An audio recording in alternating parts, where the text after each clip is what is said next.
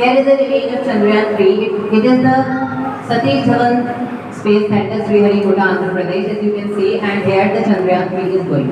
Now, what were the characteristics? Like, as you all know, imagine that you all are aspirant of NEET or JEE exam. Imagine you are failing one time. Once you are failed, and you are so much desperate for your job. You are desperate that you want to become a doctor. You are desperate that you want to become an engineer. Then what you will do? And you are from a middle class family. You cannot afford a private college. Then what you will do? Exactly, you will try again or not? Will you try or not? You will try. So similarly, Chandrayaan-3 was also a try after a very big lose. India lost very badly in Chandrayaan-2 because Chandrayaan-1 was in 2008, and after taking these many years, we have not improved anything.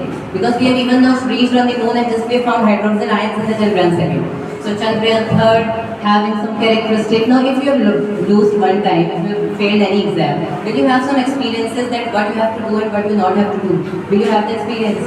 Will you know about the exam pattern? So similarly, what scientists do before sending Chandrayaan-3, they explored the landing surface.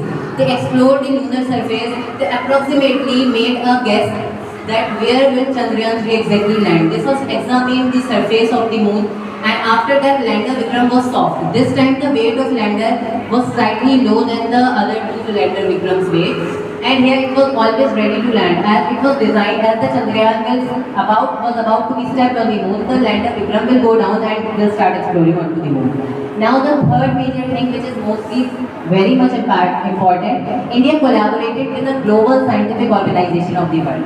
Now this global scientific organization also gave many ideas to India.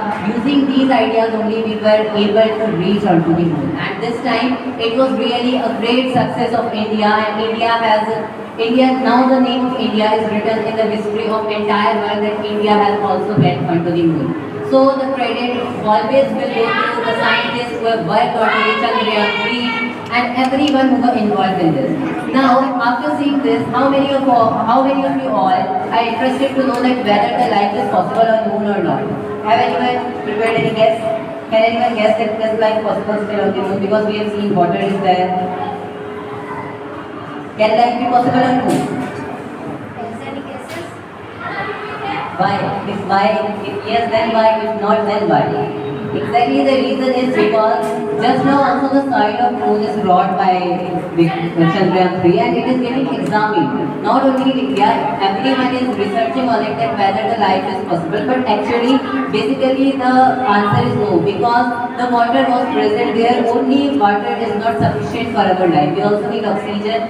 We are looking for that if even the soil is able to grow plants there or oxygen will be there, then only we will live our life. So we are still researching about it and hope so you liked it. And how many of you want to go onto the moon?